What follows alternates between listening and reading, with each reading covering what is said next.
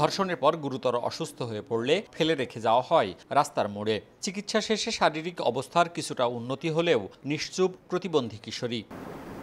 পরিবারের ভাষ্য, মানসিক প্রতিবন্ধী হওয়ায় মাঝে মধ্যেই বাড়ি থেকে পালিয়ে যেত ভুক্তভোগী মেয়েটি। গত 12 এপ্রিল রাত 7টার দিকে বাসার দরজা খোলা পেয়ে পালিয়ে যায় সে। ওই রাতেই নগরীর বর্ণালী মোড় থেকে তাকে মোটরসাইকেলে তুলে নিয়ে যাওয়া হয়। কিশোরীর স্বজনদের দাবি, রাতে নগরীর মোল্লাপাড়া বাগানে নিয়ে তাকে ধর্ষণ করা হয়। এক পর্যায়ে মেয়েটি অসুস্থ হয়ে পড়লে রানীদিঘি এলাকায় ফেলে রেখে যায়। পরে স্থানীয় এক রিকশা চালক তাকে উদ্ধার করে রাজশাহী মেডিকেল কলেজ হাসপাতালে ভর্তি করে।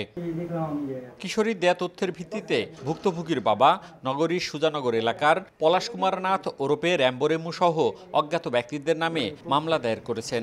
রেলগেটের ওখান থেকে 3-4টা বকাটে ছেলে ওখান থেকে উঠে নিয়ে চলে গেছে। যেরকম অবস্থাতে দেখেছি স্যার, ওখান যে মরে যাওয়ার মতো নেই। আল্লাহ আমার বুকের দিয়েছে, জোর দিয়েছে স্যার।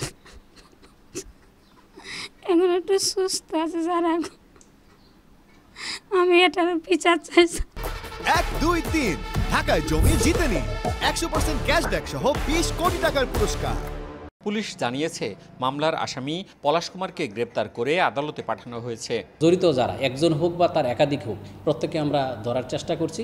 ইতিমধ্যে হয়তো একজনকে ধরা হয়েছে, মেয়েটাও তাকে আইডেন্টিফাই করেছে। তা আমরা চেষ্টা করব প্রকৃত অপরাধী যারা তারা প্রত্যেকের জন্য সেটা আইনের আওতায় নিয়ে আসতে পারি আমরা। চিকিৎসকরা জানিয়েছেন, মেয়েটির অতিরিক্ত রক্তক্ষরণ হয়েছিল। বর্তমানে তার শারীরিক অবস্থা উন্নতির দিকে।